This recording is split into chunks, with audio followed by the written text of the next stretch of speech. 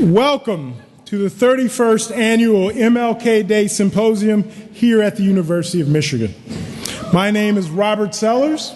I'm Vice Provost for Equity and Inclusion, as well as the Chief Diversity Officer for the university. It is my great pleasure to host this morning's event.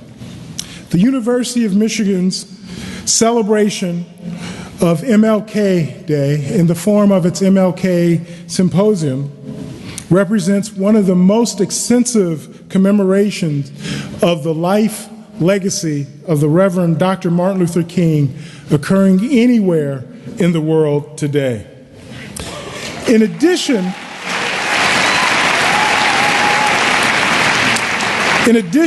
to this morning's program, there are scores of other events occurring on our campus in celebration of MLK Day. Many of these events you can find in the booklets that have been handed out. I strongly encourage you and invite you to attend as many of those events as possible. We have a really exciting program today. This year's theme is Sounds of Change. The format of today's program is a bit different from previous years. It includes formal remarks, a free-flowing interview, singing, and dancing. Perhaps some laughter, perhaps some tears. I think you'll enjoy it.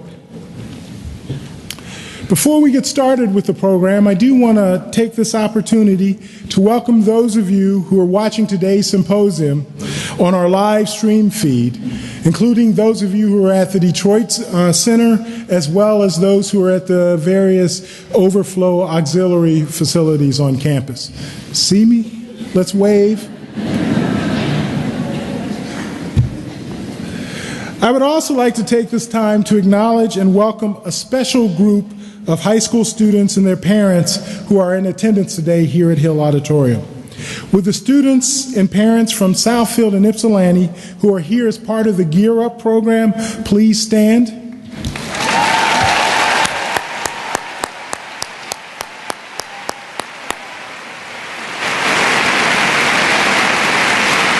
The Gear Up program is a pre-college enrichment program administered by our Office of Academic Multicultural Initiatives.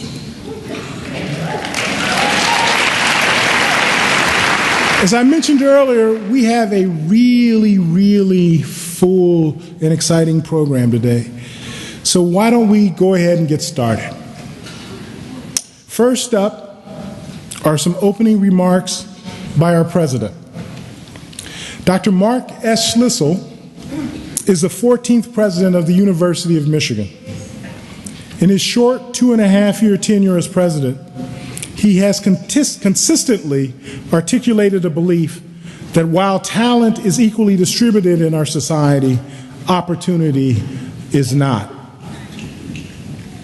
He has also made it his personal mission to address this paradox. And this personal commitment can best be seen in his commitment to making the University of Michigan more diverse, more equitable, and more inclusive as a community.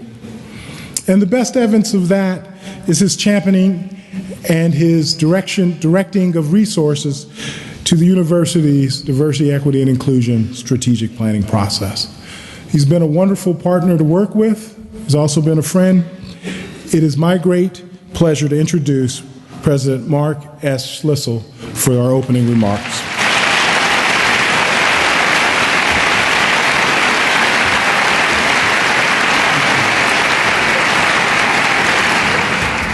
Thank you, Vice Provost Sellers, for that very kind introduction, but more importantly, for all of your work and dedication to the University of Michigan. Last fall, we were pleased to unveil the university's comprehensive strategic plan for diversity, equity, and inclusion, and Rob's outstanding leadership was essential to that effort. We're also proud to appoint him as the first Chief Diversity Officer in the history of the University of Michigan.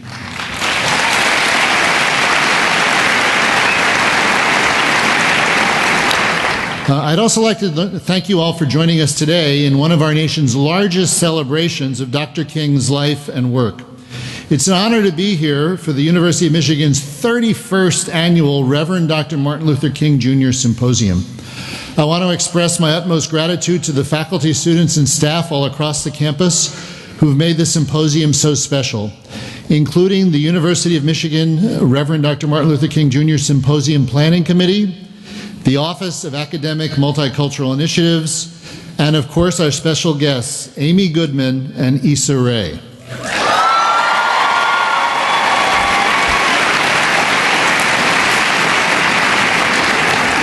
That was almost a Coach Harbaugh scale applause. This morning's other speakers and performers I'd like to thank, and the individuals throughout our campus who are holding events as part of the symposium this week and for the coming weeks. One of those is our annual Youth Day event, which is taking place today until 3 in the Modern Languages building directly behind Hill. It's coordinated by one of our outstanding scholars and leaders, Dr. Henry Mears, in our School of Education. I also thank everyone who is using this important keynote to engage with issues or to teach via our live stream. This year, the University of Michigan is commemorating its bicentennial and our almost 200 years of achievement as a public university. Over the course of 2017, we'll be celebrating U of M's amazing impact on society and the people and moments that helped shape the institution we are today. One of those moments came 55 years ago when the Reverend Dr. Martin Luther King Jr. came to our campus. His 1962 visit included a meeting in the Michigan Union on civil disobedience and 2 lectures right here in Hill Auditorium during a momentous and challenging time for our nation. The 6 themes of our bicentennial are designed to help us honor the university's legacies and leadership in the most important issues facing society.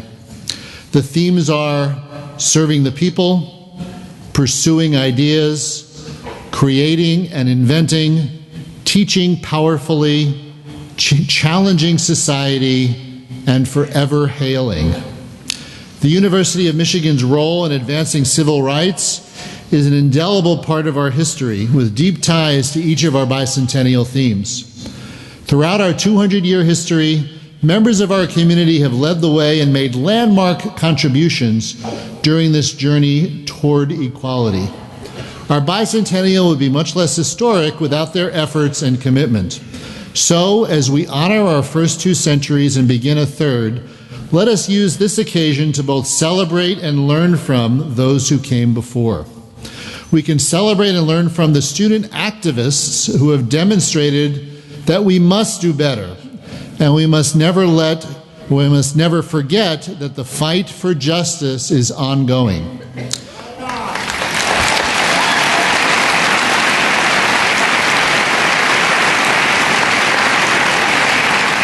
We should honor the researchers who proved that there's a compelling need for diversity in higher education and that a university cannot achieve true academic excellence without tapping into the rich diversity of the public it serves.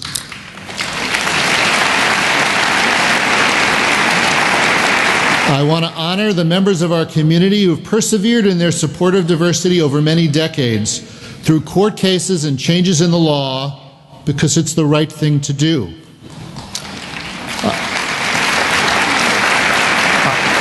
I hope that our university, the University of Michigan, will always be known for social change, with students, faculty, staff, and alumni who envision a better, more just world and who want to help lead us there.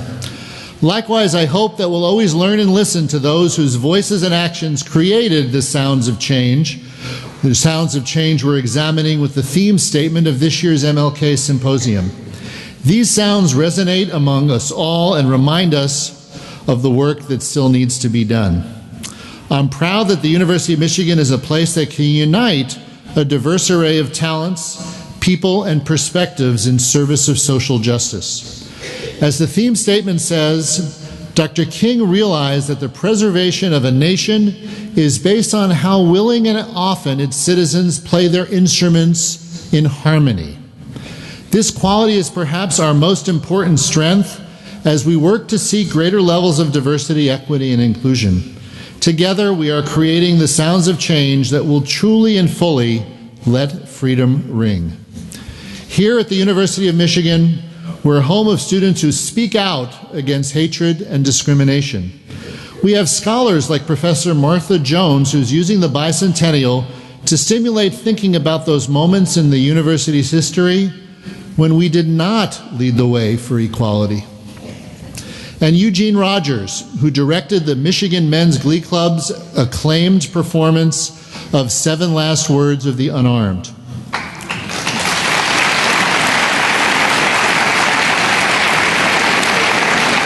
We have innovations like the Youth Civil Rights Academy, which uses a digital portal to teach high schoolers about civil rights, allows them to share their experiences with one another, and learn how to affect change. And our Poverty Solutions Initiative, which tomorrow will announce research grants to help develop and test interventions to alleviate poverty in several of our region's communities.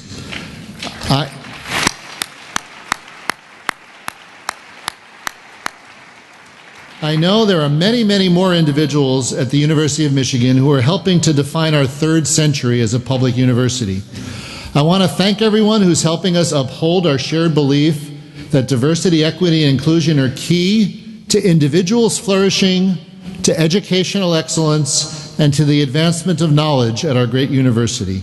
We must work together to advance and articulate these cherished Michigan values into our 3rd century and beyond. Thank you all very much.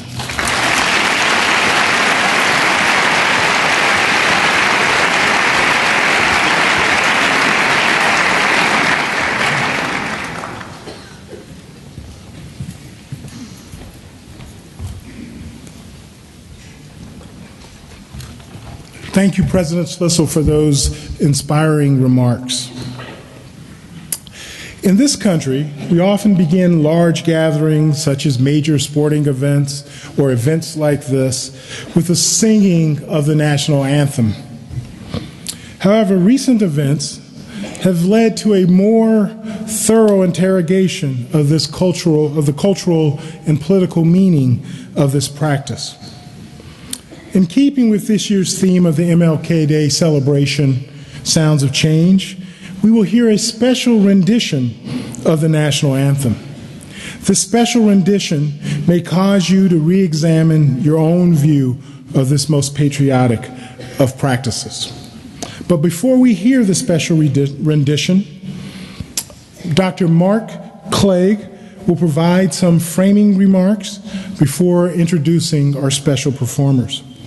Dr. Clegg is an associate professor of musicology in the School of Music, Theater, and Dance. His most recent publication is entitled, "Oh Say Can You Hear? A Cultural Biography of the Star-Spangled Banner." Please welcome to the stage Dr. Mark Clegg.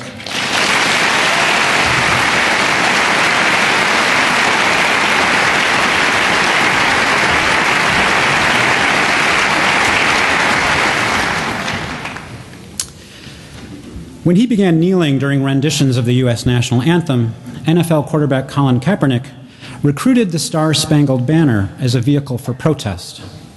His act sparked a national conversation, changing a game day routine into a weekly reminder that for too many Americans, the dream of justice remains elusive. Yet Kaepernick's use of the anthem as protest is not new, but rather a vital component of the anthem's own 200-year American history. In writing the lyric we know today as the Star-Spangled Banner, Francis Scott Key joined a lyrical conversation called the Broadside Ballad tradition. This common 18th and 19th century social practice invited amateur poets to write new lyrics to well-known melodies. These new words were published on single sheets of paper, known as broadsides, hence the name, the Broadside Ballad. They could go viral, reprinted again and again in newspapers across the nation. While we only remember one today, my research into the history of the United States anthem has recovered more than 100 different sets of lyrics that Americans have sung to the tune we recognize as only the Star-Spangled Banner. These broadside ballads not only celebrate, they criticize and they protest. As sounds of change, These songs put heart and soul behind their arguments in a social justice symphony that imagines, debates, and reimagines what it means to be American. Some of these star-spangled lyrics demanded the right to vote for women. One helped elect President Abraham Lincoln. Others pray for enduring peace during times of endless war. By far the most riveting lyric among all I have found to date is one titled, "Oh Say, Do You Hear?" a song that invokes the horrors of slavery in a nation that claims to be free. This 1844 anti-slavery lyric was written just west of here by Dr. E.A. Atlee of Battle Creek, Michigan. Atlee was a station master in Michigan's Underground Railroad. He sheltered and helped guide escaped slaves through the Midwest to freedom in Canada. His powerful lyric was first published right here in Ann Arbor in a local abolitionist newspaper titled The Signal of Liberty. The song, which you'll hear in a few moments, performed by School of Music, Theater, and Dance Master student of voice Cameron Gray and pianist Paula Savidou, attained national prominence when it was reprinted by activist William Lloyd Garrison in his abolitionist newspaper, The Liberator. Atlee's words refract Key's already famous lyric to question how a nation can be celebrated as, quote, the land of the free, end quote, while some 4 million of its people remain in chains. Why is it important to hear Atlee's lyric today, on this day when we celebrate the legacy of the Reverend Dr. Martin Luther King Jr.? Today, when we have long forgotten the more than 100 conflicting lyrics sung to the tune of the Star-Spangled Banner throughout America's history, we may mistakenly think of the song and the nation it represents as things absolute and unchangeable. However, a song, as well as a nation, must be animated by people. A song must be sung, a nation must be led. Both song and nation are thus living expressions, expressions of an unchanging past, an urgent present, but also a future that is up to us, a future that we must sing into being. A lyric such as "Oh Say, Do You Hear?" reminds us that creativity and passion can give voice to the silenced. They can create change. They can inspire harmony. Although more than 150 years old, Atlee's Song for Freedom challenges us this day. It challenges us to reimagine what it means to live here and to live now. It challenges each of us to write and to sing our own new song of the nation. So as I turn the stage over to Cameron and Paula, let me offer a reminder and a charge. First, while "Oh Say, Do You Hear?" sounds like the national anthem, it is not precisely the national anthem, so there's no tradition of standing to this song, even as we honor Atlee's vision of freedom and justice. My charge to you, however, is to engage with the visceral language and passion of this lyric, which is printed on the back of your program. Please absorb the pain and the hope expressed, and then listen for the cries of injustice in our own world today and strive to make a difference. Oh, say, what do you hear?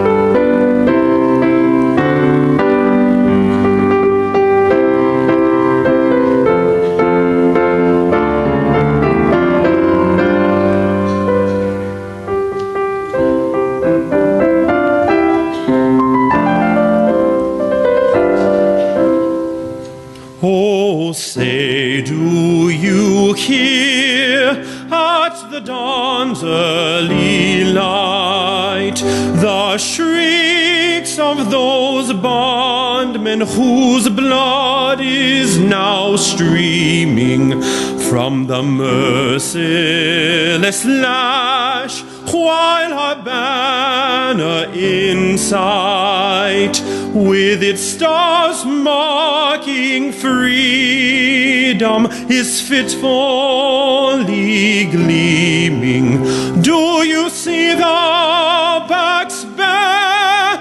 Do you mark every score of the whip of the driver? Trace channels of gore, and say, doth our star-spangled banner yet wave o'er the land of the free and the home of the brave?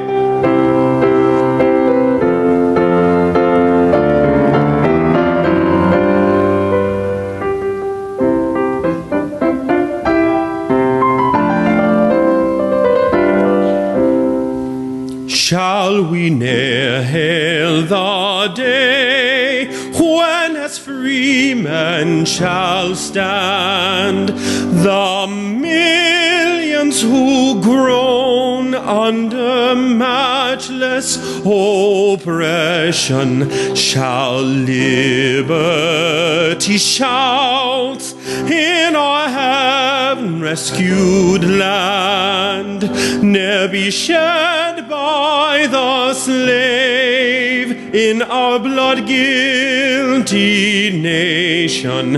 Oh, let us be just, ere in God we dare trust, else the day will o'ertake us when perish we must, and our star-spangled banner at half-mast shall wave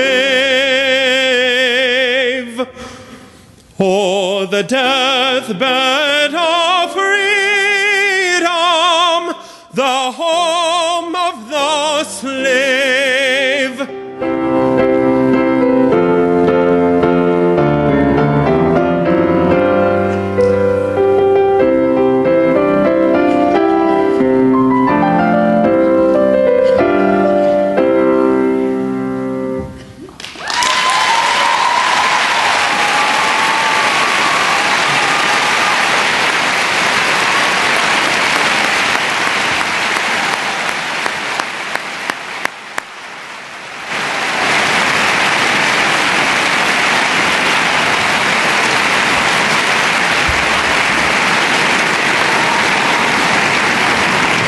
Now that was powerful.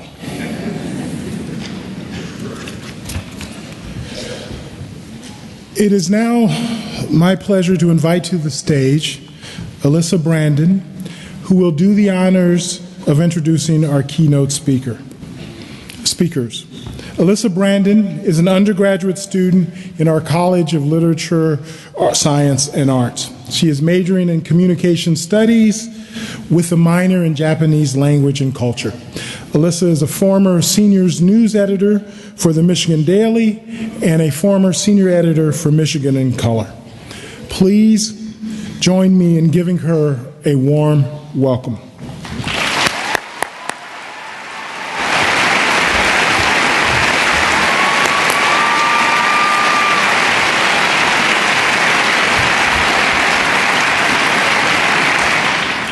It is my pleasure to introduce the 2017 University of Michigan Martin Luther King Jr. Symposium keynote lecturers, Amy Goodman and Issa Rae.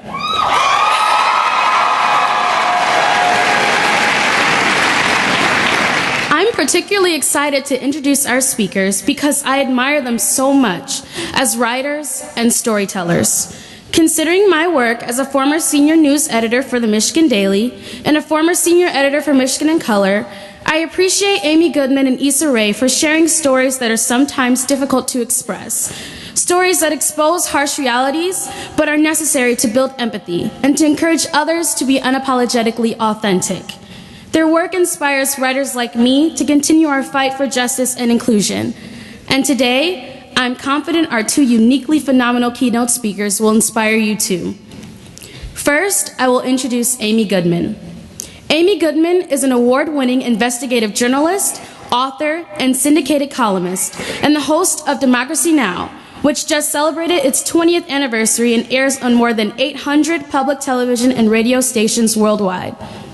A true hero of real news, she has worked tirelessly from the front lines during the world's most revolutionary moments to produce groundbreaking news coverage, from the independence movement in East Timor in 1991 to the Dakota Access Pipeline protests at Standing Rock Indian Reservation in North Dakota just last year.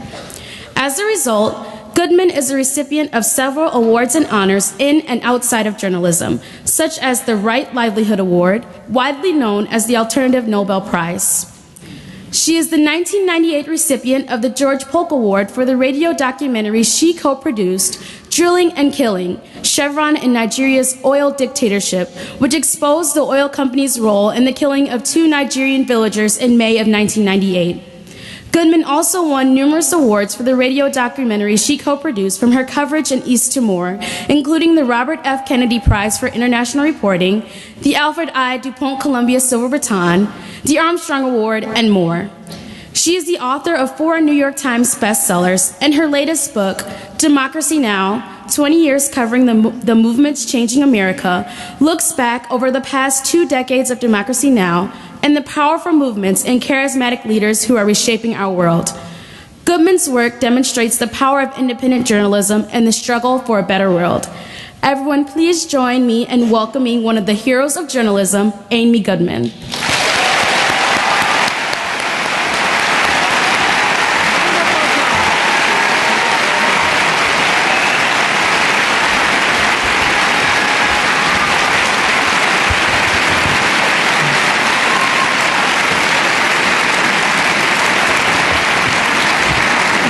Thank you. It is such a great honor to be here. And I really look forward to interviewing Issa Rae in just a little bit. For those of you who haven't heard of Democracy Now!, yes, we started 20 years ago on 9 community radio stations, 5 of those Pacifica Radio. Pacifica Radio, founded in 1949 in Berkeley, California, KPFA, by a war resister who came out of the detention camps and said there has to be a media outlet not run by corporations that profit from war, but run by journalists and artists. And that's how Pacifica was born. As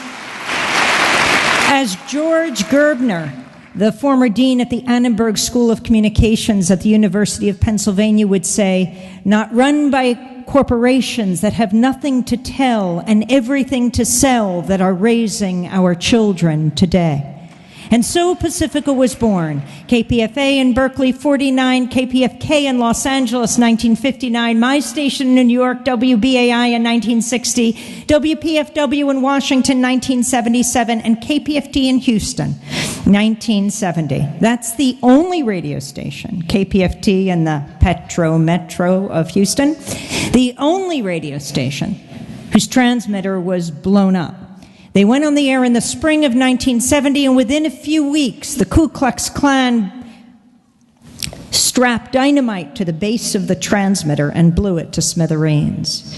When they got back on their feet and rebuilt the transmitter, the Klan strapped 15 times the dynamite to the base of the transmitter and blew it up again. Oh, they blew it up in the middle of Arlo Guthrie singing Alice's Restaurant, which I thought was a good song, but...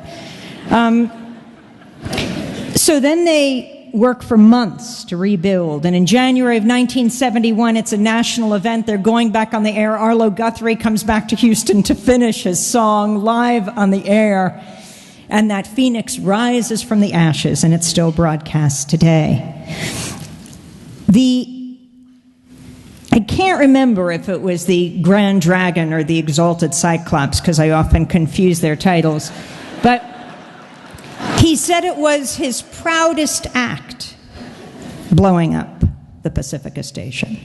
I think because he understood how dangerous independent media is.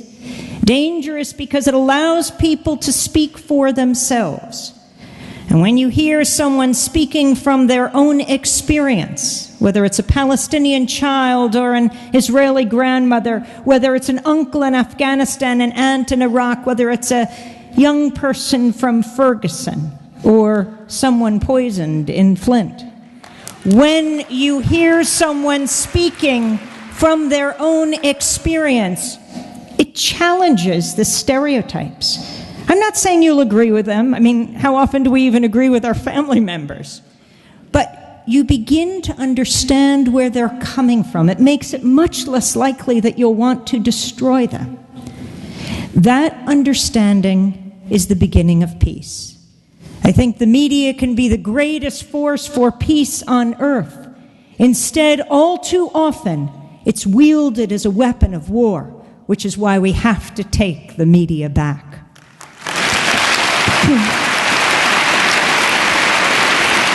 Now, I just told you a story of history, you know, the Klan blowing up the radio station more than 40 years ago.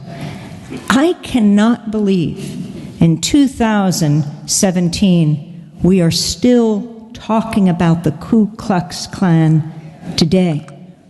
How is it possible? When the president-elect Donald Trump was running for president, he was asked about disavowing support from David Duke, a former Grand Dragon of the Ku Klux Klan and Klan chapters, whether he would do that, and he said he'd have to think about it. When was the last time you heard Donald Trump say he had to think about anything before he commented on it? But on this issue,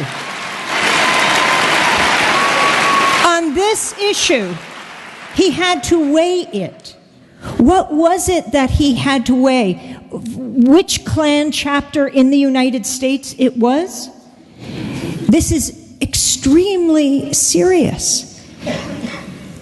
As we talk about the Ku Klux Klan, even in the last week, watching the confirmation hearings, you know, Democracy Now!, which began on 9 radio stations 20 years ago, now broadcasting on over 1,400 public television and radio stations around the country and around the world, simply a news station picking us up every week, simply a testament to the hunger for independent voices, people describing their own experience.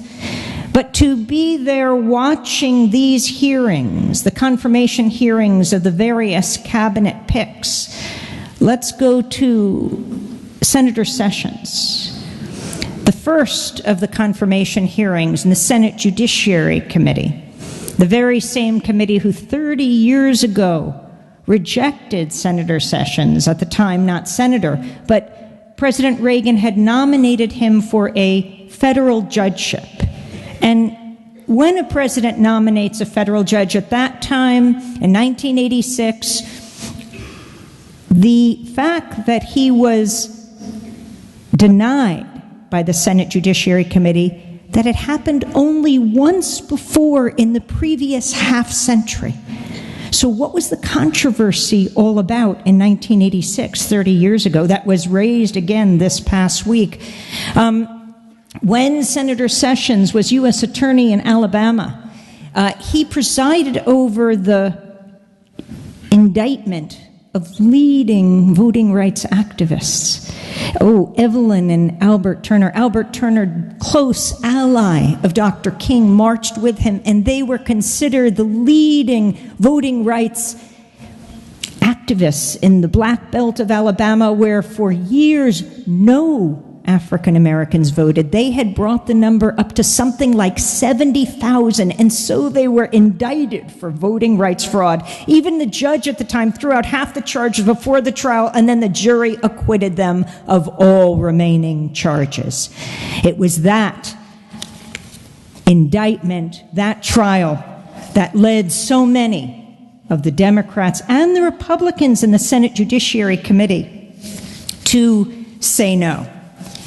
It was Ted Kennedy at the time the senator from Massachusetts, who said, Mr. Sessions is a throwback to a shameful era, which I know both black and white Americans thought was in our past. It's inconceivable to me that a person of this attitude is qualified to be a U.S. attorney, let alone a United States federal judge.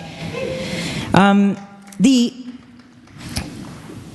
quotes that were raised at the time, the deep concern that Senator Sessions, that Jeff Sessions had called the NAACP and the ACLU un-American, had talked about the Klan saying, and this is just being quoted today in the New York Times, saying he thought the Klan was okay till he learned they smoked pot. He was turned down by the Senate Judiciary Committee. And so the rage of so many when they heard he would be the chief law enforcer of the land, enforcing the law for whom? And so in the 2 days of hearings, at the end of them, a historic moment took place, which many said should have taken place at the beginning. A sitting senator challenged another sitting senator in a confirmation hearing. Never before happened. New Jersey Senator Cory Booker spoke out. He was followed by Congressmember John Lewis, the icon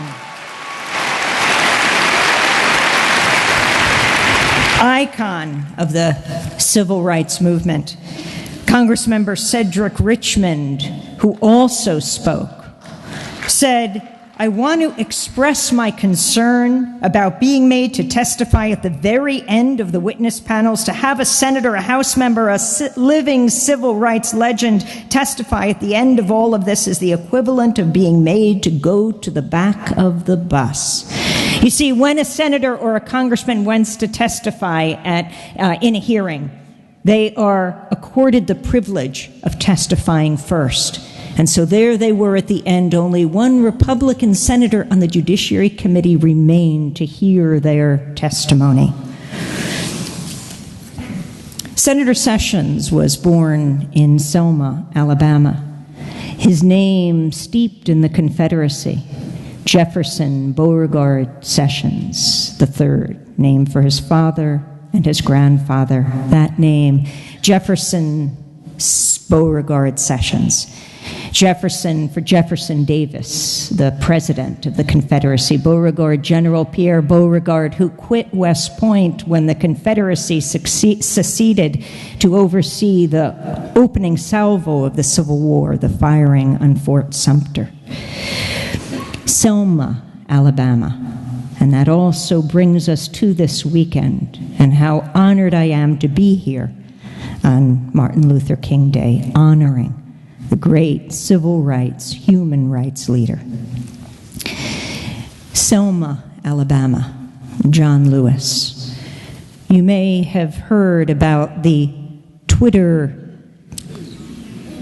war over the weekend, but wars have two sides.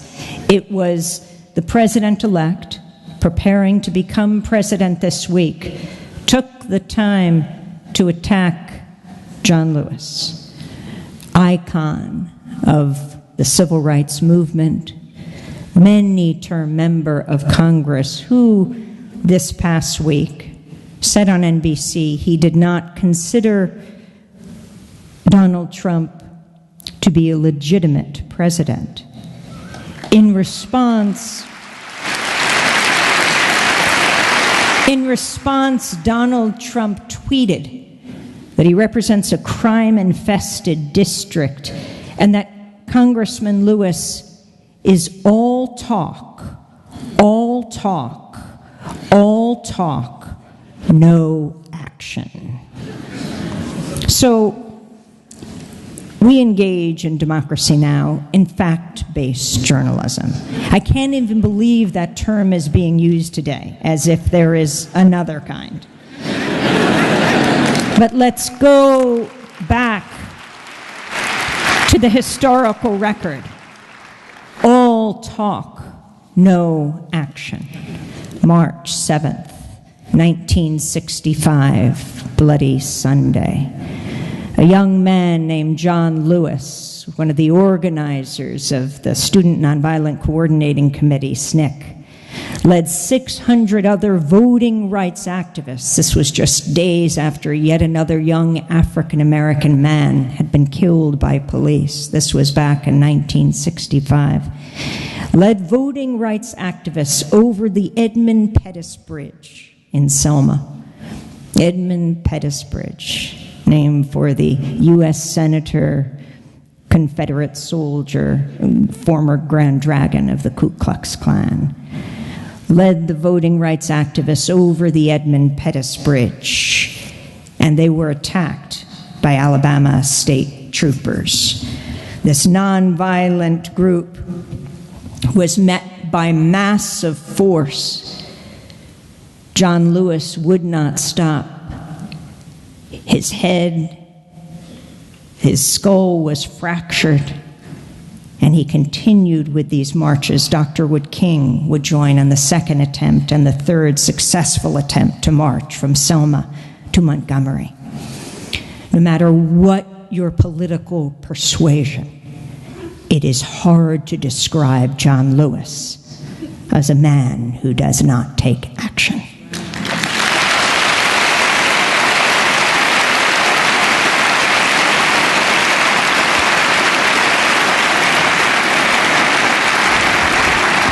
I'm so excited to be speaking with Issa Rae today, who represents a huge challenge and has broken through so many glass ceilings in her work. I want to talk about the importance of culture and resistance. On March 21st, 1915, more than 100 years ago, a motion picture was screened for the first time inside the White House. President Woodrow Wilson sat down to watch D.W. Griffith's The Birth of a Nation. The film, considered one of the most nakedly racist of all time, falsifies the history of Reconstruction, depicting African Americans freed from slavery as the dominant, violent, oppressive group. Wilson said of the film, "It's like writing history with lightning. My only regret is that it is all so terribly true," the president said. The film would serve as a powerful recruiting tool for the KKK. 100 years later, another film was screened at the White House, this time at the invitation of the first African-American president. The film was Selma. The film's director, Ava DuVernay, watched it with the first couple. I met with her at the Sundance Film Festival, where I'm headed in a few weeks, in Park City, Utah.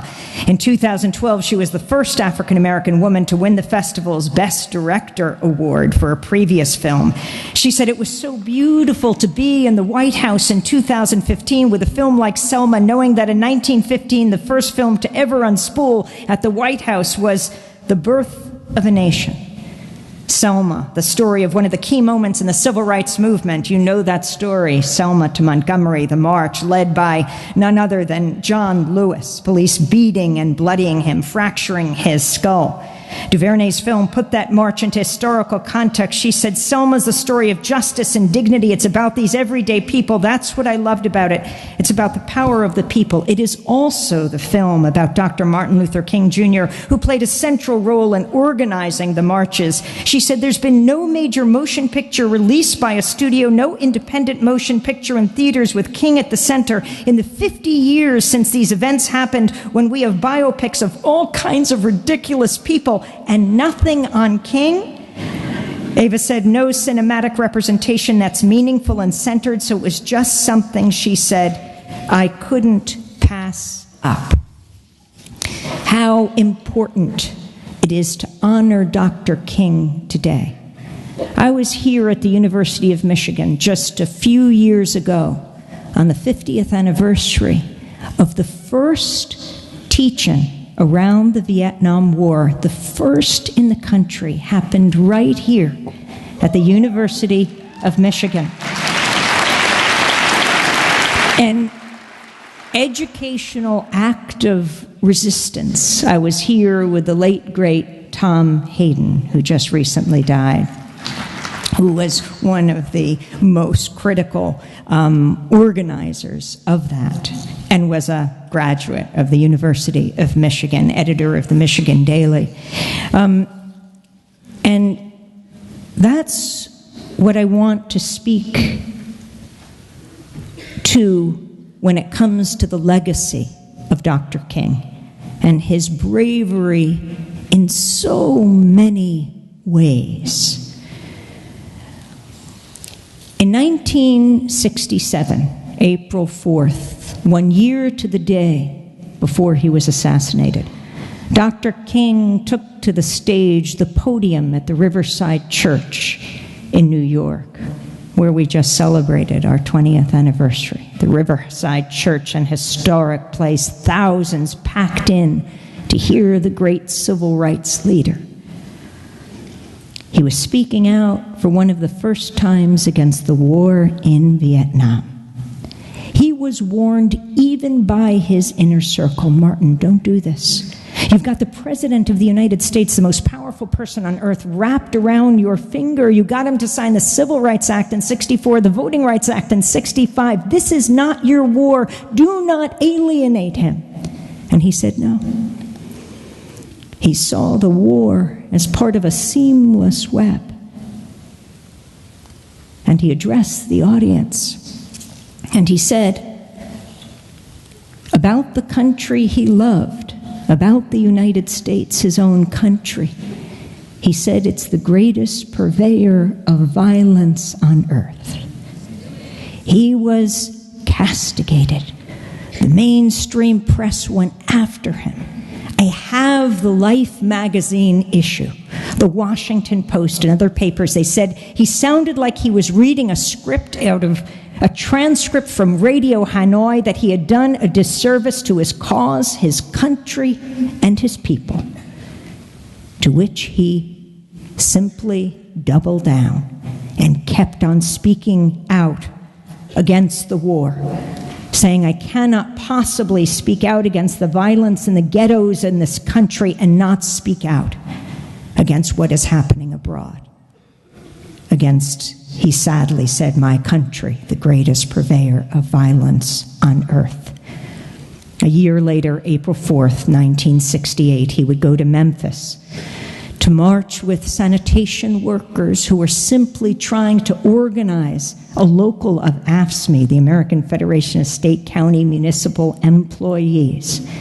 And he was gunned down at the Lorraine Motel. A man who never feared speaking out, standing up.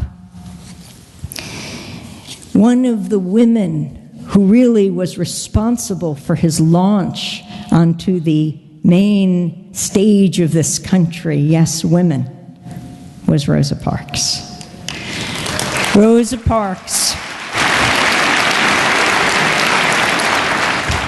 who on December 1st, 1955, sits down on the bus in Montgomery, Alabama, and she launches the modern-day civil rights movement. You might say, why tell her story now? It's one story we know so well, but the media gets even her story wrong.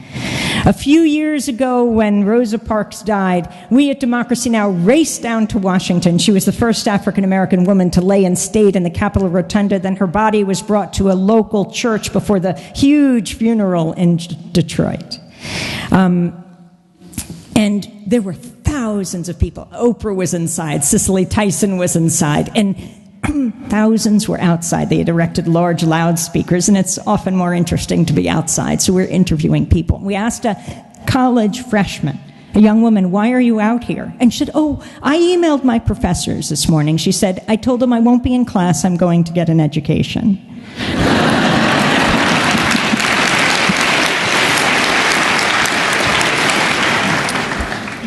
And as we went down to Washington, I remember CNN talking about her. Every network talked about her, no question. But they got it wrong. They said Rosa Parks was a tired seamstress. That was true. They said she was no troublemaker. That was wrong. Rosa Parks was a first-class troublemaker. She knew exactly what she was doing. Rosa Parks was the secretary of the local NAACP in Montgomery. She worked under E.D. Nixon. He was the president of the local NAACP. He came out of radical labor politics. He had organized with perhaps the greatest organizer of the 20th century, A. Philip Randolph, who would go on to, with Bayard Rustin, the black, gay, pacifist activist, organize the 1963 March on Washington. Well, A. Philip Randolph and E.D. Nixon organized the Brotherhood of Sleeping Car Porters, the thousands of black conductors on the Pullman trains, all named George. Well, I mean, not named by their mothers, but that's what the passengers would call them, George, named for the owner of the Pullman trains, George Pullman, which shows you why they wanted to be organized. And so E.D. Nixon, radical labor politics, and Rosa Parks had been organizing for years to challenge the racist laws of the South. She went to the Highlander Center to train, where black and white together were working to strategize. I talked to Pete Seeger just before he died, and he talked about perfecting We Shall Overcome, the song at Highlander. And he described how Dr. King once came into Highlander when he was just finishing the song, and he asked Pete to sing it for him, and he sang it. And Dr. King went away, and he said to his friend, "That's a catchy tune." It becomes the anthem of the modern-day civil rights movement. But Rosa Parks knew exactly what she was doing. She was an activist, and the media denigrates activists. But what can be more noble than dedicating your life to making the world a better place? If you're involved in social change, you help to build a foundation so that when a moment comes that you cannot predict, you have built a foundation that will help determine the future, that will make history. That's what Rosa Parks was doing for years. You know, she sat down on the bus before and refused to get up, as other young women had. But this was the magic moment. December 1st, 1955, she sits down on the bus. She is arrested. Her friend Joanne Robinson starts, at the time it was mimeographing thousands of leaflets to begin the bus boycott.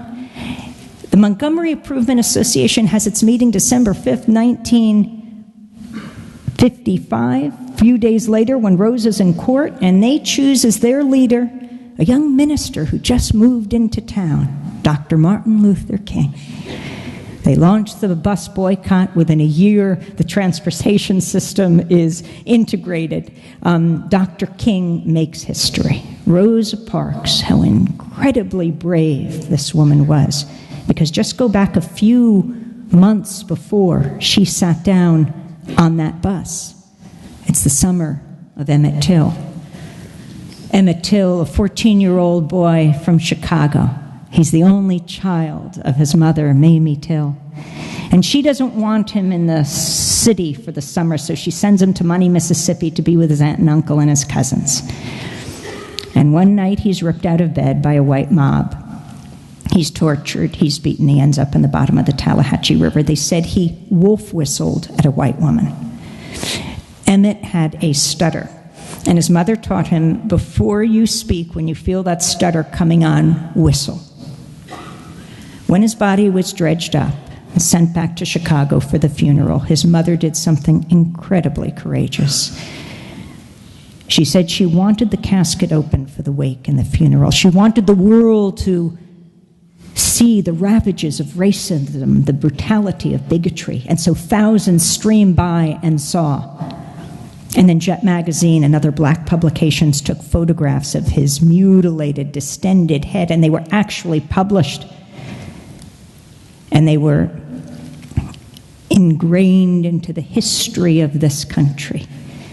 Mamie Till had something very important to teach the press of today. Show the pictures.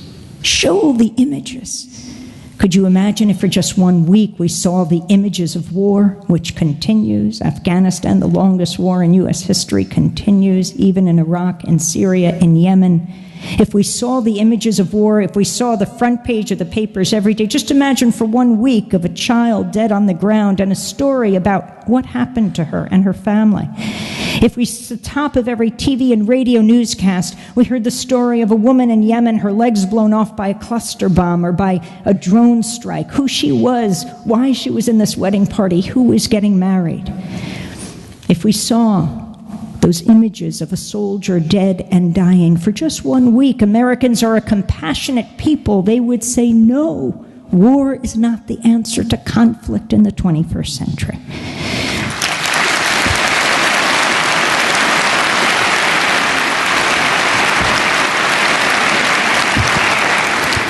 Showing the images, why it is so important to support and to engage in independent journalism. This past Labor Day weekend, the Democracy Now! Team went to North Dakota to cover the standoff at Standing Rock. I dare say if Dr. Martin Luther King were alive today, he would have also gone there in this past year. The standoff at Standing Rock is about a pipeline, the $3.8 billion Dakota Access Pipeline that takes fracked oil from the Bakken oil fields of North Dakota through South Dakota, through Iowa to Illinois, and then hooks up with a pipeline to the Gulf of Mexico. And it goes around Native American land, the Standing Rock Sioux Reservation in North Dakota. The people of Mandan in North Dakota said no. The people of Bismarck, the capital, said no. The Native Americans are just saying, treat us like any other North Dakotans. But the energy company, the Energy Transfer Partners, is trying to build this pipeline under the Missouri River, the longest river in North America, and the people of Standing Rock are saying no. And what we are seeing now is the largest unification of Native American tribes in decades. From Latin America, the United States, from Canada.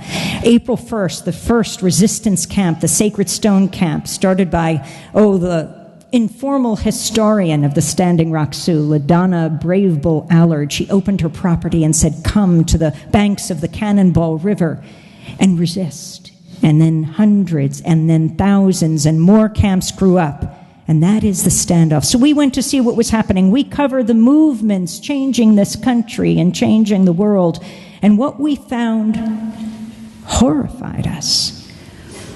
It was a weekend, a holiday weekend. The people did not expect the Dakota Access Pipeline Company to be building. They were going to plant their tribal flags in an area they considered their sacred ground. We were filming as we went up, and then they saw the bulldozers at full tilt digging their sacred ground. They had just given a map of that ground to the judge who had shared it with the company.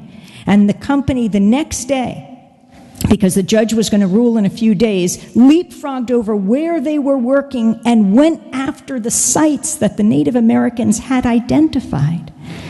And the people said no. And they came up on the property, they pushed back those bulldozers, incredibly brave, just standing there nonviolently saying no, and the bulldozers pulled back, and then the pipeline guards released dogs. They unleashed dogs and pepper spray on the Native Americans. We just kept filming. We showed a dog with its mouth and its nose dripping with blood, Native American blood. It was horrifying. Even the dogs would pull back, and the guards would push them into the crowd. But ultimately, the Native Americans would not stop, even as they were bleeding, even as they were bit, and the Dakota Access Pipeline guards had to pull back. We went back, posted the video online that Labor Day weekend this past September. And within 48 hours, On Facebook, there were 14 million views. Democracy Now!, we broadcast the images of the dogs and the horror of people around the world. The network, CNN, CBS, NBC, ABC, Al Jazeera, MSNBC, BBC homepage, the global homepage, Canadian Broadcasting, native sites all over the world ran the video footage over and over. Show the images. President Obama was in Asia that week, not asked by a U.S. journalist, but by a young Malaysian woman who saw the video and the pictures online. What is happening with the Dakota Access Pipeline? He said he would come back to the States and find out. And that weekend, when the judge ruled against the tribe, the Obama administration said no.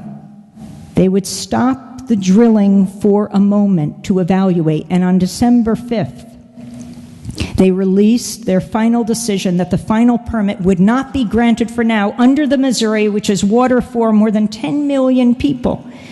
And yet hundreds and hundreds, over 500 Native Americans and their allies have been arrested. And when we put out that video, came back to New York, a few days later, the North Dakota authorities issued an arrest warrant for me. I didn't take it personally, because I thought it was a message to all journalists: do not come to North Dakota, which is exactly what all journalists needed to do, is to go there and to show the images. We went back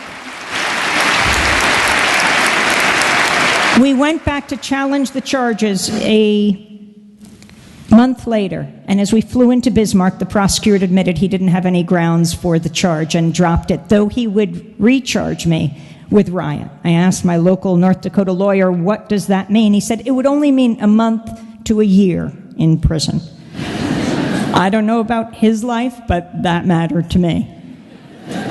The weekend, we covered what was happening in October, and a judge had to rule on whether the charges would be brought against me the next day. And because of the international attention, when the international spotlight shines on an issue that matters, the people's resistance, that day on Monday, the judge said he wouldn't sign off on the charges against me, and also dropped felony charges against a number of Native Americans who were being brought up on charges. The chair of the Standing Rock Sioux, Dave Archambault, he had been arrested in the months before. The pediatrician on the Standing Rock Reservation, deeply concerned about her tribe's health, she was arrested for civil disobedience. And all of them, though in other cases people would just get summons, the Native Americans were brought into the jail. The president, the pediatrician, all of the others were strip searched and put in orange jumpsuits, the repeated humiliation.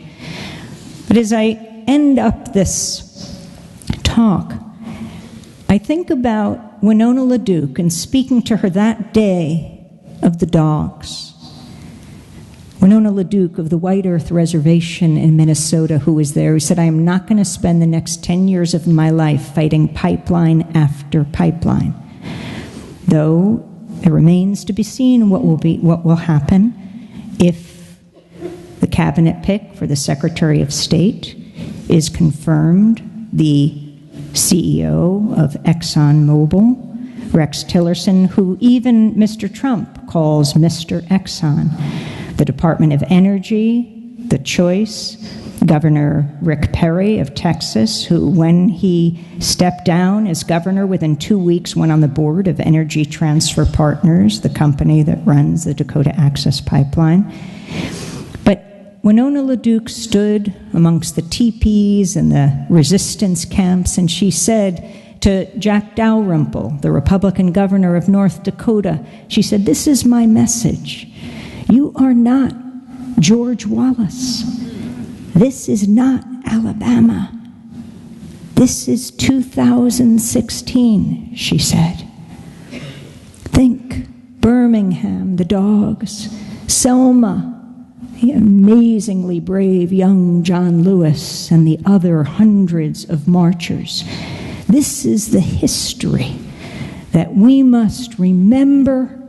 This is the history we must relearn.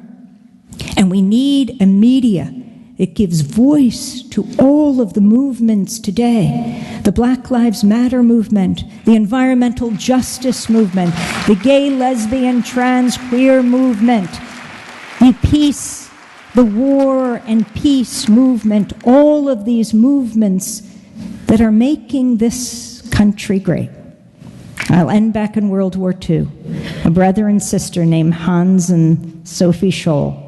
They weren't Jewish, they were German Christians, but they thought, what can we do in the face of the Nazi atrocity? They decided to put out pamphlets with their professor and other students so that the Germans would never be able to say, we didn't know.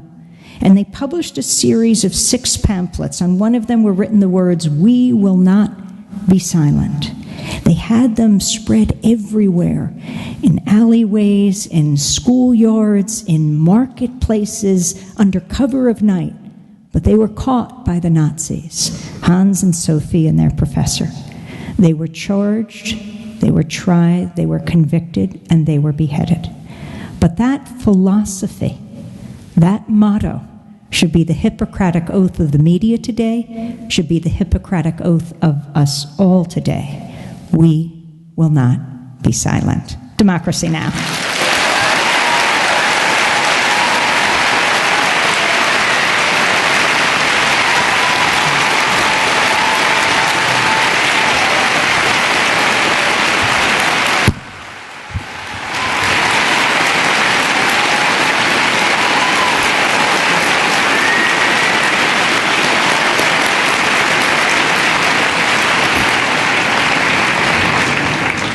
Thank you, Amy Goodman, for those amazing opening remarks.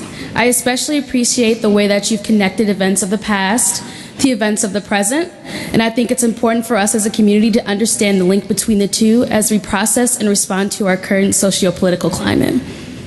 Please join me in giving Amy Goodman another round of applause.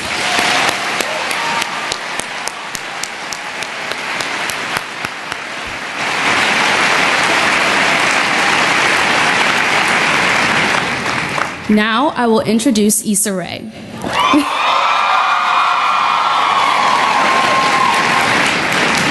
Issa Rae is a critically acclaimed and world-renowned actress, writer, and producer. With her own unique flair and infectious sense of humor, Issa Rae's content has garnered over 20 million views and 200,000 YouTube subscribers and counting.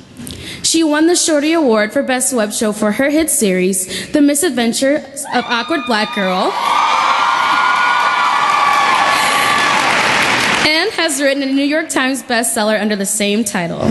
She has since expanded her YouTube platform to feature various content created by people of color. Issa Rae's distinctive style and glowing black girl magic has captured the hearts of millions and has caused her to receive national attention from major media outlets, including the New York Times, Rolling Stone, Essence, Vibe, and others. In addition to making Glamour magazine's 35 Under 35 list, as well as Forbes' 30 Under 30 list, she has earned a Golden Globe nomination for Best Actress in a TV comedy or musical for her performance in HBO's Insecure, which will air for a 2nd season. Issa also appeared on the cover of Essence magazine's May 2015 Game Changers issue alongside Shonda Rhimes, Ava DuVernay, Debbie Allen, and Mara Brock Akil. In her work, Issa Rae has continually expressed a desire for more people of color to work in production behind the scenes in order to make a lasting impact in the television industry. At a glance, our 2 keynote speakers appear to come from very distinct walks of life. But a closer look reveals the work they each dedicate their lives to exemplifies the power of narrative and the commitment to drawing attention to stories often ignored by those in positions of power. Their work shows us that, in part, the sound of change comes by giving a voice to the voiceless and providing a platform for those who don't always have a seat at the table, so they may have a chance to be seen, heard, and understood. Everyone, please join me in giving a warm round of applause for the dynamic and innovative Issa Rae and welcoming Amy Goodman back to the stage.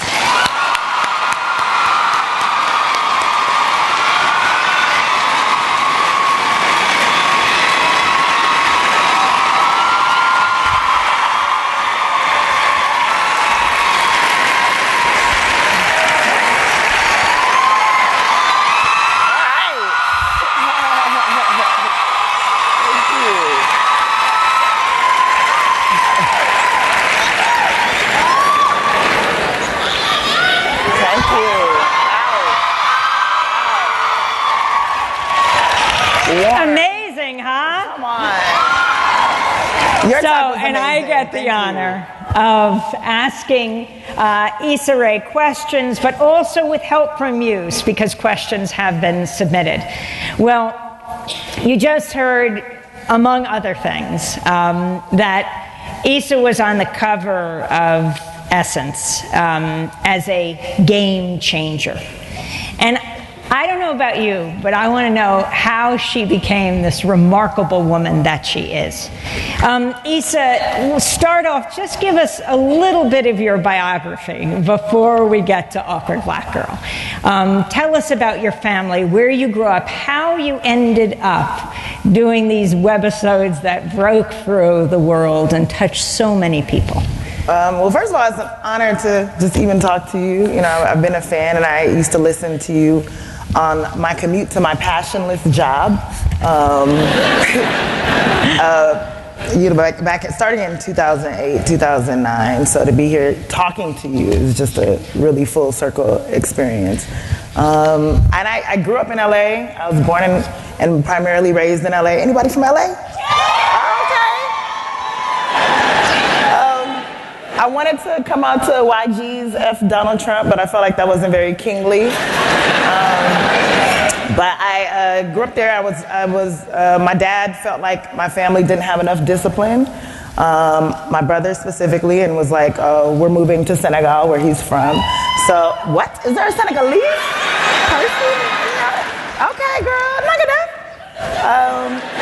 And so, spent some time there, just living with family in West Africa, in Senegal, and then my dad tried to start a hospital there, and the government, you know, messed him up. They had some mini Trumps over there, and so lost all his money, and then he decided to start over in LA, and my mom, he moved our family to Maryland, so I grew up there for 5 years and lived.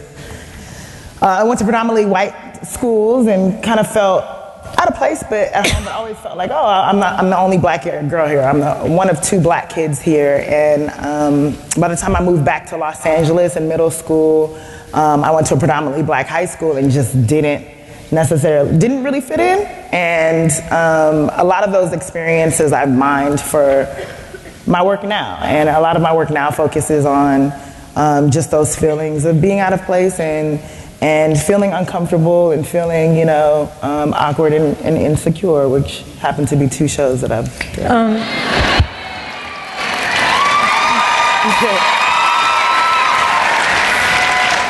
So you're talking to a largely college audience, so can you just touch on your college years, how you got through them? I did go to college. Forgot about that. I went to college. I went to Stanford University, and are you all Stanford graduates? Word?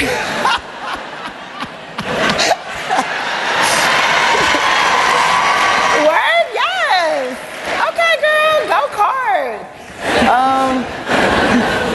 So yeah, that experience was just absolutely instrumental in terms of, I would say, jump-starting my career. You know, a lot of students at Stanford were primarily focused on like human biology, you know, engineering, political science, and that was supposed to be my field, but I just was drawn to writing and directing. And so my freshman year, I was cast by, I want to say she was a senior or she was a junior, but she threw her own hip opera. And, you know, I was looking at some of the plays that our school threw, or put on, but they were predominantly white. And, you know, a lot of the leads weren't played by people of color. And so here she was taking a story into her own hands, and she created this production from scratch and wrote, produced, directed it, acted in it, and cast me, in addition to some of my other friends in it. And it was just sort of phenomenal. Like an early Hamilton? Basically, I mean, yeah, she was, shout out to her, doing it before Lynn did it. And so I was very much influenced by her, and, you know, the next year she didn't put on a play, and so I was like, I have an opportunity. So I adapted Spike Lee's School Days, which really resonated with me at the time, just in terms of the themes that he presented, and being at oddly enough, a predominantly white institution, and School Days was set in a historically black college, but a lot of the themes overlap. And so I threw that, I put that on, I produced, directed, and adapted it for the stage, and continued to do that throughout my college run. And because there weren't a lot of students majoring in art or pursuing the arts at Stanford, there was a camera in the library that was always available. So I would check that library out, and on the side I would do like these short, stupid projects. You know, I created my first web series in 2007 just because I was trying to procrastinate not writing a paper, or writing a paper, and It was called? It was called Dorm Diaries, and it was about what it was like to be black at Stanford. And I uploaded it to YouTube, and, you know, it caught around our own campus, and then it started to spread to other college campuses like Duke and Harvard, and people in Georgetown, and people were like, this is my college experience too. And for me, that was like a moment, I call it my light bulb moment, where I was like, wow, I'm writing on the side, and I'm trying to break in traditionally, as I was. You know, I was entering contests. I entered a Sundance competition with a friend, and we ended up being rejected. And so to have this direct access to an audience that was looking at my work, you know, when I was, like 21, was insane to me, and that always stuck with me. How did the university respond to your version, to you talking about your life there? They didn't. The administration didn't really respond. It was, you know, as like, what could they really say, you know, about this was kind of our college experience. So it was mined from some sort of truth, but there wasn't any controversy. And so, talk about what just exploded on the global stage, Awkward Black Girl. Yes, so Awkward Black Girl ended up coming about, you know, I came up with the idea when I was struggling and hungry in New York, super broke, and I was like, how can I make money fast? And I was like, well, I should sell t-shirts. And so I came up, I was just sitting in my room journaling, and I came up with the phrase, I'm awkward, period, and black. And I was like, oh, that defines me. One of those things I knew the whole time, but one of those things, you know, just I just realized, and that feels like it seems like an identity that hasn't really been explored in a lot of the television shows that I watch, a lot of the films that I've seen. And so, yeah, my first inclination was like, I'm going to put these on a t-shirt and sell these and make little animated web shorts to try to sell these. And then I was like, animation, I don't have money. And then I just gave up on the idea. There was a catch-22 situation going on. And so then in 2011, as I produced, well, in 2009, I produced another web series. It was a show about my brother and his rap group. It was a mockumentary of them trying to make it in the music industry in LA. And as I was building that audience, I started to take web series way more seriously in terms of releasing them every Monday at 10 a.m. I would, you know, turn down plans to edit. You know, my friends would be like, you know, do you want to hang out on Taco Tuesday? And I'd be like, yeah, I have to do my job. I got to edit. And they'd be like, you don't have a job. You can go. But I mean, that for me was, you know, I was treating my passion like a job. But how'd you do it? How'd you get the actors? I mean, how'd you do the whole thing? They were like, you know, my brother and his friends, and so they kind of had to show up, and it was good for them too because it got them exposure. And then I would put out ads on Craigslist for actors. I didn't really know about like Actors Access or have the money to be able to, you know, pay people at the time. But yeah, also being in LA really helps because there are a lot of people who are constantly trying. Like, here's my headshot, here's my resume. So that helped.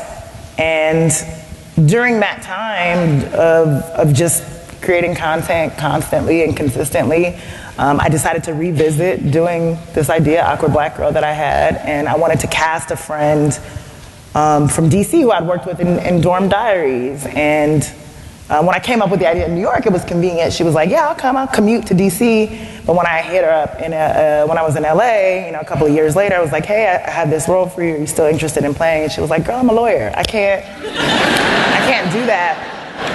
But good luck. And it was the best thing that ever happened to me because I felt like I was running out of time and was just like, you know what, I feel like I can play this part, and just put myself in it and asked my best friend who's actually here with me today, to record it, and another friend from Stanford who was a dancer trying to transition into acting to play my love interest, or non-love interest, and uploaded it, edited it, and uploaded it, and the rest is history, why I'm here. So how long did you do that for? How long did I do it for? I did it for 2 years. Yeah, 2.5 years. And how did Insecure happen? Insecure came about because of that series. You know, I had an opportunity to, in our second season, work with Pharrell Williams. He funded our second season via his I Am Mother venture. And because of that, it got a lot more attention. And Rolling Stone and New York Times reviewed like our first episode. And so from there, Shonda Rhimes and Shondaland reached out to say, hey, do you have any ideas for us? And I pitched them a television show called I Hate LA Dudes, and that was entirely factual. And they were like, oh my gosh, we hate LA men too. And we talked for 2 hours about it, and in that process, I learned just about like honing my voice and about speaking up, you know, just because I was so grateful for the opportunity, but a little too eager, and you know, wasn't able to properly navigate notes. Like, the Shondaland was great about hand-holding, holding my hand throughout the process, just because I'd never written for television before, and they couldn't be any better in terms of leading me along the way. But in terms of navigating network notes and studio notes, I was very much a yes woman. Like, yeah, I'll make it work. Okay, that doesn't really make sense, but I'll make it work because this is my only opportunity. And so, when it came time to turn in the draft, it just felt voiceless. It didn't feel like my own, and you know, they passed on the project, and I was devastated. And I felt like I had blown my one shot. And then a month later, HBO called and said, hey, we heard that you're free. Do you have any ideas for us? And I called my friends and had a celebration that day. We didn't even have a job, but was like, y'all, HBO called, it's on. And after pitching the show to them, they bought it in the room, and then I needed, again, I had never written a show or run a writer's room before.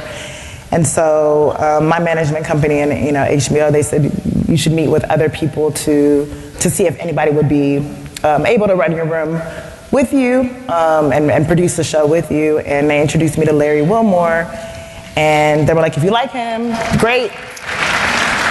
He's outstanding. And if you don't, we'll just move on. And so we met and we just clicked immediately. And I credit him with really helping to solidify my voice, you know. So, I mean, your path to success paved with both successes and failures, and it's so important, this part about the failure and how you parlay that into success, and you become the first African-American woman to helm an HBO series, and now it's going into its second season. Yes.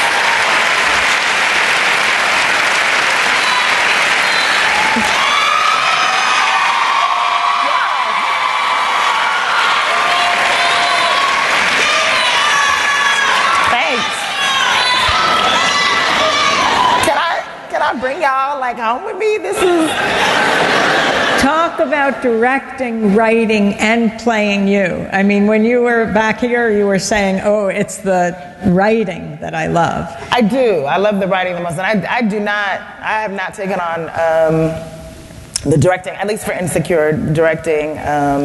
The directing is primarily done by the amazing Melina Matsoukas, but she's outstanding, and she knows Beyonce, guys. Come on. But it can be overwhelming at times, just because I'm responsible for, like, if the show isn't successful, if people don't like it, it's only on me, and that's where it gets overwhelming. Like, I can sink my own ship, and so there's definitely a lot of pressure to maintain the vision moving forward. But at the same time, I understand that I'm extremely blessed and so excited to be able to just have this opportunity to create with people I love and respect and admire.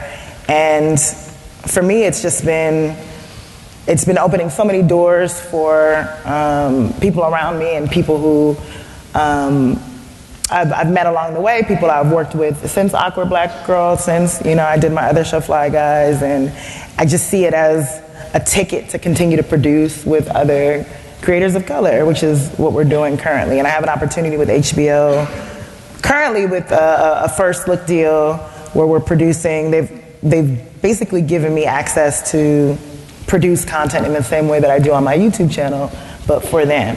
And so we're currently developing a half hour with another creative writer of color that I'm really, really excited about.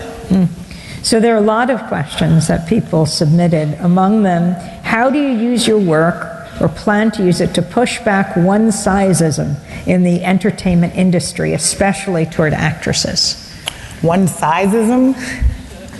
I tend to cast real people. I think in watching a lot of my productions, you'll see that. I really do. I literally tap into people that I know because, one, in the past I didn't have a choice. I was just like, hey girl, I know you got a public health job, but can you be in this? Can you play this disgusting role of Jeremy Patty? Or and so I don't think that there's an industry. I acknowledge that there's an industry standard of beauty, but it's not reflected in my own work. I tend to try to push up against what's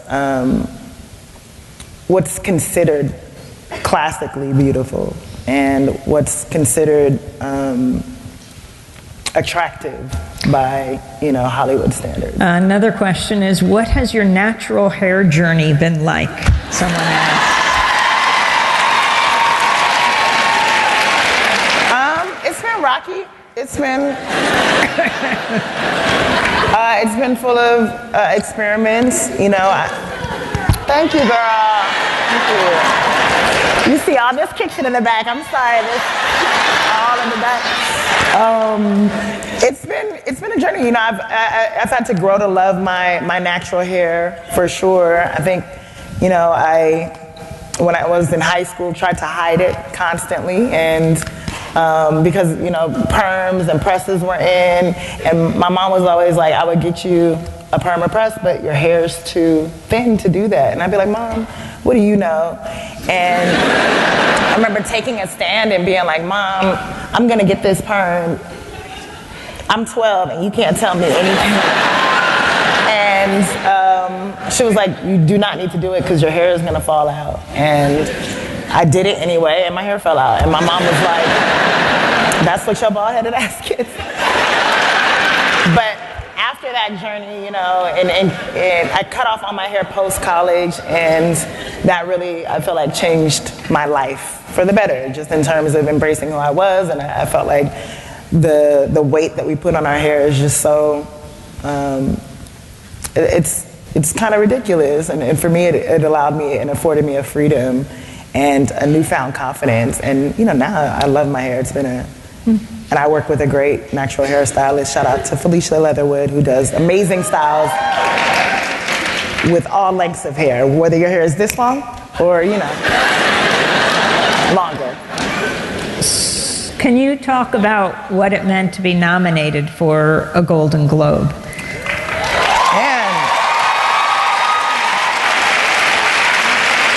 It was absolutely surreal. I remember getting the call.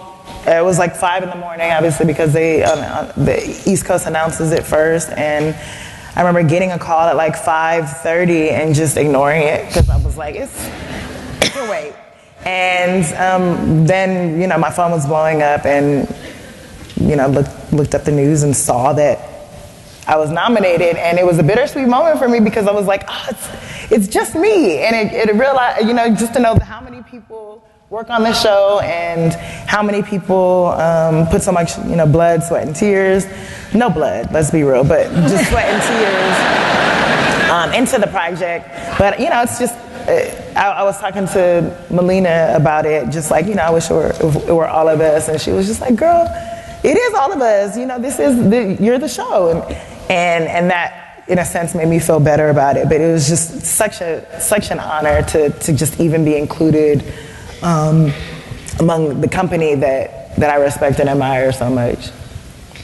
And what was the experience like? The experience, I felt very out of place. I was just looking in awe of everyone. I saw Denzel walk by, but I didn't talk to him. I know, right? I just did like one of those, but it was too late. But it was just it was a surreal experience in that, you know, everyone was extremely inclusive and very supportive. You know, I had so many people come up and tell me that they watched the show and they loved the show and to continue to keep doing what we're doing. And so it just made me want to do more. So I was looking at ET Online that was talking about folks behind the stage, and you were there along with Tracy Ellis Ross, who won for Blackish. Yes. And like her, you talked about Planned Parenthood. This was a very political Golden Globe, right? You had Meryl Streep calling out the president-elect. I'm wondering your reaction in the audience when you were watching that, and then going backstage, and they quoted you as saying, talking about Planned Parenthood, they've done so much for our community, for women, for everybody. When I had questions in my adolescence, in my teenage years, when I had scares and issues, Planned Parenthood was the safest place to go, you said. I mean, 100% stand by that. I think, you know, they've done so much work in preventative care, and just the attack on Planned Parenthood is so bewildering, especially, you know, you and I were discussing that, especially when, you know, the Affordable Care Act is at stake, when Obamacare is at stake. And, you know, when I was insuranceless, that's where I went, you know, and when I felt like I couldn't talk to my mother about certain things, that's where I went. And the idea that it could be dismantled is just absurd to me. And so listening to Meryl speak up, I just feel like she's such a responsible artist, and she's someone that, you know, I admire and I strive to be like, just in terms of speaking out. You know, entertainers in the past have been just relegated to the role of entertainment, and I feel like now there's too much at stake to kind of be silent on those things. And MLK, he said the day that we begin, our lives begin to end the day that we become silent about things that matter. And I feel like by that very definition, our president-elect is like killing us in a sense, because nothing he says matters. Go to his Twitter account, nothing he says matters in any way, shape, or form. And what he does talk about only concerns him and his best interest. And I feel like if we're only going to provoke a sort of change by speaking up, and there's just not any room to be coy because you want to capture a mass audience. I just have no interest in being silent about something that might offend others, because, you know, I don't want their support. I don't want bigots to watch my work. I don't need them to. And for that, I admire a lot of what she said, because she called so much out and called on us to kind of put our money where our mouths are. So the day after the inauguration, all over the country, women are marching. Yes. In Washington, a massive march. You're in LA. Are you going to be going to the march? Yeah, I'll be going in LA, joining a couple of writers in LA to do the same. What about art as resistance? How you see that, and especially today we're sitting at a university on Martin Luther King Day. Where you see politics in your work, or do you even separate it from your daily life and what you write and what you're conveying? I love to spark conversations. I remember in college being inspired by studying the Black Arts Movement and how that was a movement for social change, and in a very real and productive way, you know. And I think now, more than ever, I think people are looking. One, we're looking for leaders, which is wouldn't say lacking at all. I think there's such a strong community of leaders, especially online and even offline. But I think now people are looking to their favorite entertainers to say something and to guide them to an action point. And I think for me, I'm looking for the same, and I'm looking for a community. And I've been meeting with other community leaders just on the side to just figure out what it is that we can do and how we can influence change. And especially with these midterm elections, we're seeing now that is the closest that's the closest time to actually affect any real change in terms of electing the officials that we want to elect, and to encourage people to go out and vote when it actually matters, because this man has control of the House and the Senate, and you're seeing things pass at an alarming rate in record time, and that's not going to change if you're not going to get out and go vote again. So, I mean, I think I don't ever want to be didactic in my own work, but we're always going to promote conversations, and especially now, we just feel like a lot of our storylines will address how we talk with our friends, amongst our friends. I think even I have a group chat with friends where we talk about, everything from pop culture to things that affect us from day to day. And one of the things that on a particular day affected me was the death of Alton Sterling.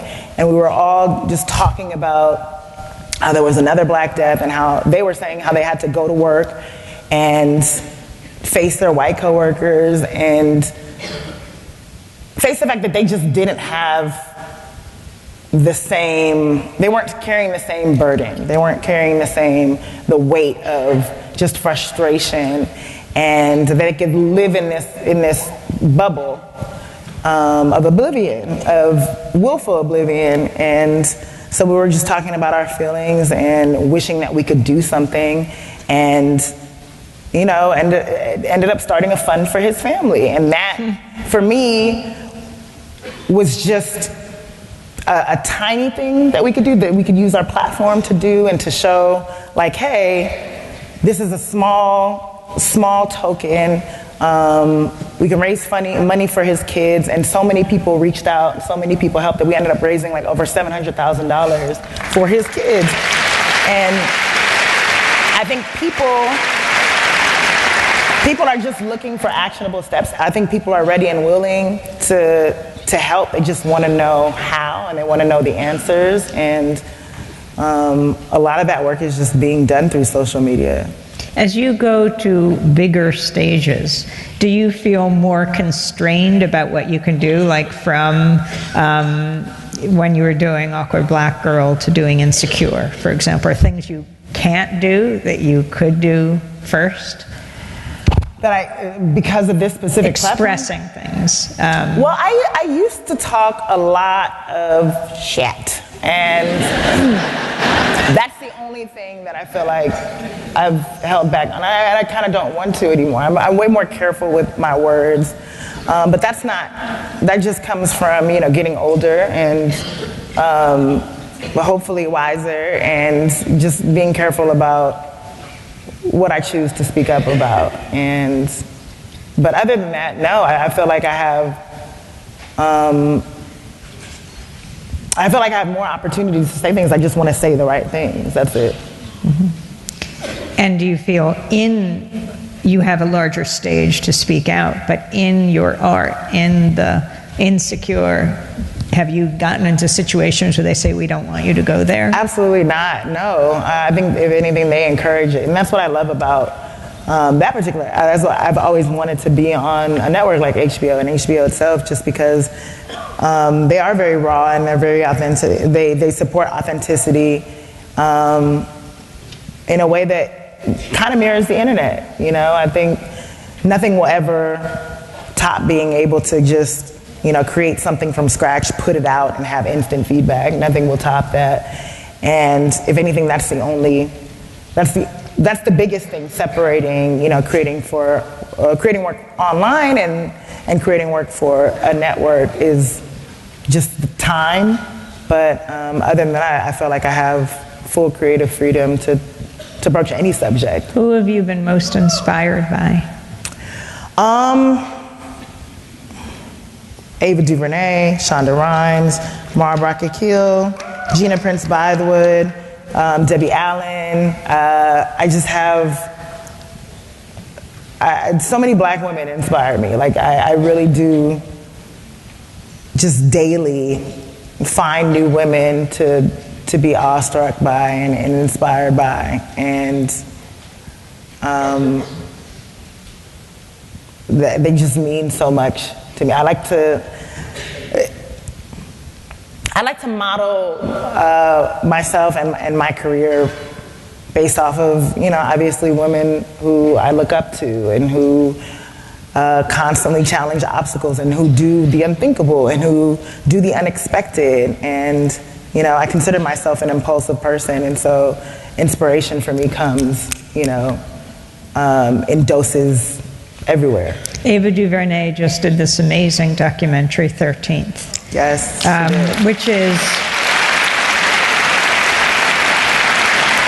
Which is up for an Oscar. And of course, the hashtag #OscarsSoWhite was coined when she wasn't nominated as director of Selma, even though the film was for the film Selma. What it means to have those women and the openings and what you're trying to do now. I mean, you're talking here, it's not quite to the next generation, you're just beyond 30. But what you say to people here who are experimenting, who are trying to find their way and express themselves? To look next to you and look for people who you feel like are as passionate as you are, who think the way that you do, who don't think the way that you do, who are better at things where you find yourself weak, and work with those people, collaborate with those people. It fits with this question that someone asked: how can young black women learn more about creating positive media content as opposed to just consuming what's projected? Ooh.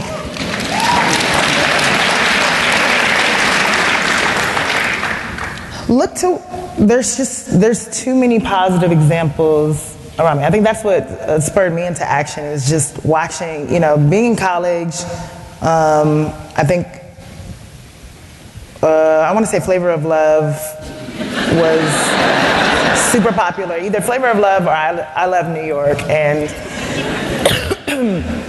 I remember seeing those women and those images on screen and just being so irritated by the representation, and knowing that this was being seen potentially worldwide, and not having alternative images of black women on television. So I was like, this is the only image that people are seeing of black women, and it is, I was watching an episode about one contestant who, I talk about this all the time, who defecated on the floor because she was, she had to use the restroom, and these producers, these manipulative reality show producers in some cases were just like, no, just hold it.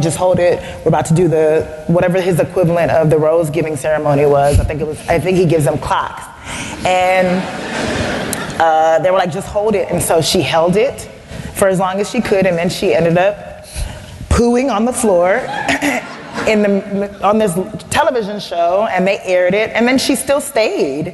He didn't eliminate her, and it was just like it was the most disgusting image, and I felt bad for her, because I was like, this is the only means that she feels like she can, promote herself, and it's humiliating, but what else is out there? And so for me, I felt like I had to create what I wanted to see at the end of the day. And another thing is that I didn't know any women in my circle who were constantly fighting, and like we see in these shows.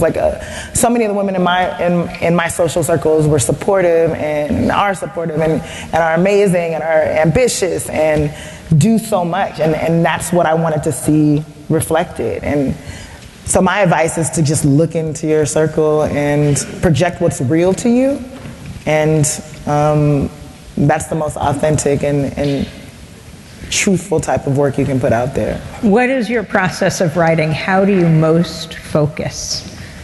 I need to leave the house. If I stay home, I'll start, organizing my iTunes library, folding scarves, so I need to leave, and I try not to force it, I will go out and people watch. If I have a writer's block, I will go and try to have an adventure, I like to put myself in uncomfortable situations because I feel like that's where a lot of my ideas come from. I feel like that's where I thrive, and then I'll let an idea sort of marinate and then just sit down and isolate myself to write it. Your next project?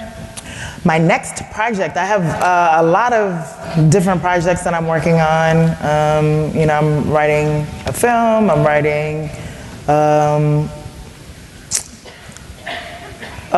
guess more things that I can't talk about, but I'm collaborating, as mentioned, with other writer-producers, but I just want to explore every medium that I can, and that's what I'm doing. I have the luxury of being able to do that. Well, since we have to wrap up on this Martin Luther King Day, your message to people here and to people who are watching on the live stream, to young women, to young men, to older folks, about expressing yourself, finding your place in the world, and what you want to accomplish now?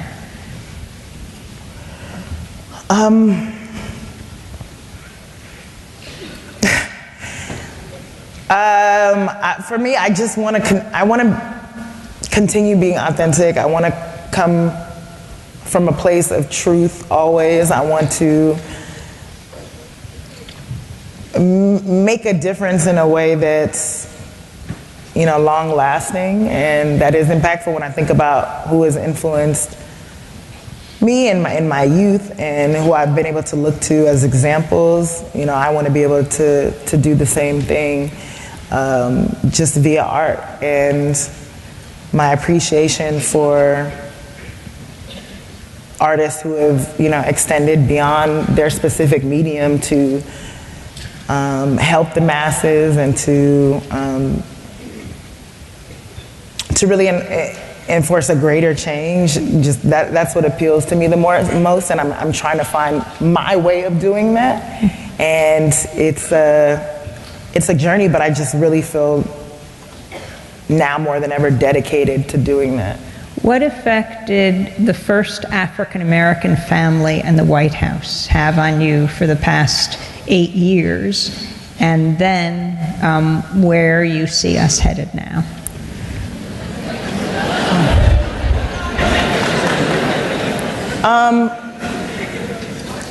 Obviously I remember exactly where I was. I was still struggling in New York when I saw this beautiful family take the stage and accept the first family presidency, however you say that. What is the proper noun for this first family? To just see this man, exceed all expectations was incredibly inspiring. And I think I was just talking about this with a musician who was saying that he feels like his work, because he doesn't necessarily do the same type of music that's currently popular. Like trap music currently is like pop music to a degree, and he likes to have sort of a message in his work and talk about things that matter to him. And he was like, that kind of stuff isn't really popular anymore. And I had a theory that because I feel like this presidency has encouraged Black people to flourish. Like, we can do so much, and it's encouraged art, it's encouraged politics, it's encouraged just so many facets of life. And I do feel like there's been a celebration period to a degree, but at the same time, there've just been so many other issues that have kind of been swept under the rug that we've ignored. There's been a rise of hate as a result of this presidency that we've seen bubble up and is the current cause, I would say, of this incoming presidency. And that is just heartbreaking to know that, I saw someone say that the man who was the first black president is being replaced by a man who's been endorsed by the KKK, basically. And so to know that we're entering a time of almost normalized hate is so scary to me. And I can only hope, which is the message of this outgoing president, that we can band together and we can block and figure this out in the best way possible. And again, I want to make that happen through my own work, but I know that it's going to take more than that. Issa Rae, thank you so much. Thank you. Thank you very much. Thank you. And thank you, Amy.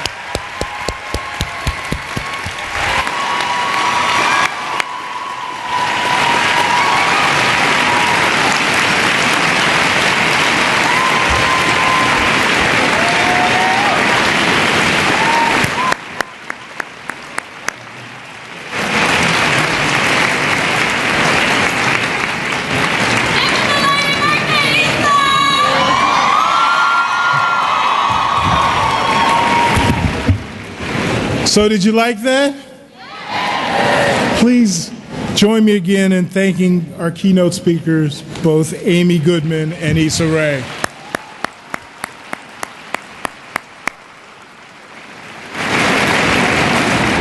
Next, it is my pleasure to introduce Dean Scott DeRue, who will come and provide our MLK Day charge. Scott DeRue is the Stephen M. Ross Professor and the Edward J. Fry Dean of the Stephen M. Ross School of Business.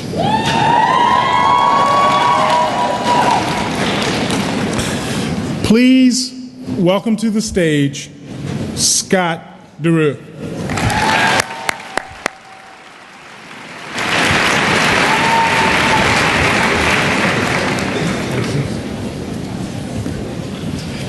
Rob, thank you for that introduction, but even more importantly, thank you for your warmth, your wisdom, and your unwavering commitment to diversity, equity, and inclusion at the University of Michigan. Let's all give Rob a round of applause.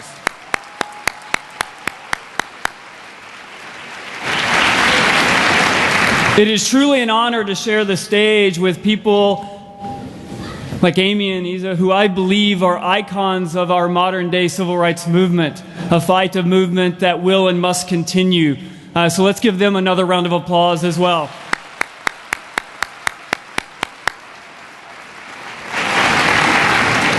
It is truly an honor to be here today in this moment of togetherness and to celebrate the legacy of Dr. King.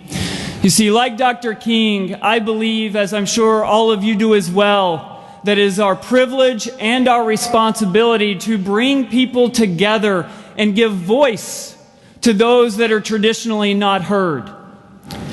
I believe, like Dr. King, that it is our privilege and our responsibility to listen to and seek to understand those voices, their perspectives, especially those perspectives that differ from our own.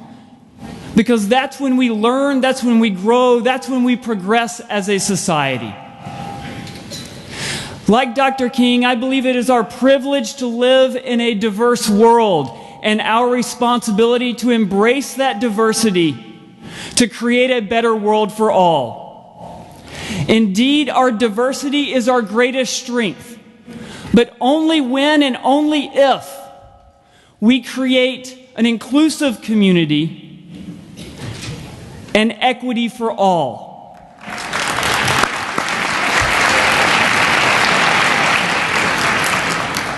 Make no mistake, like any community, like any organization, we are not perfect, but we strive to be. And to me, it's that unwavering commitment that is the Michigan difference. And I am extremely proud to be part of this community because of that unwavering commitment. And I'm proud to be on that journey with you. Well, we're about at that time. I hope you enjoyed today's program as much as I did.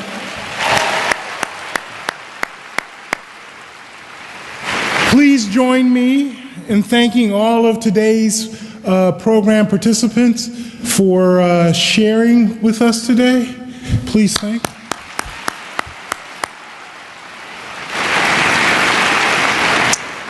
This year's symposium was co-sponsored by the University of Michigan Bicentennial Office and the Ross School of Business with support from the William K. McAnally Fund.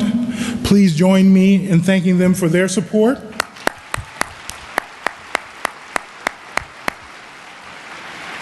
Also join me in thanking the Office of Academic Multicultural Initiatives for providing major administrative support to the committee and the planning process. OAMI, thank you.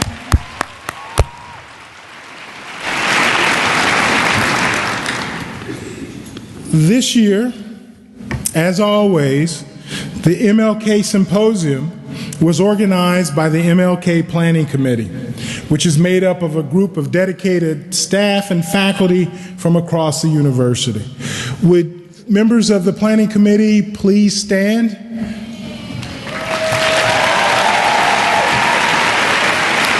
Please join me in recognizing these individuals for the countless hours of tireless work and dedication that they have given to make this happen. Finally, I'd like to bring out on stage our two symposium coordinators, Loomis Hilaire and Mary Taylor.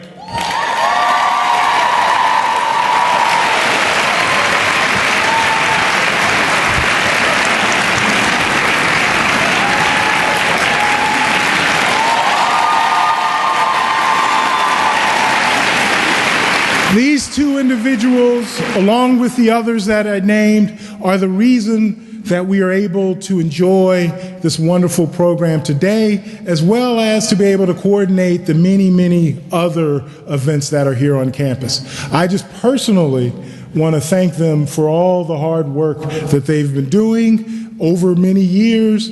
Believe it or not, this process will start very, very soon for next year, so get some rest. But thank you very much.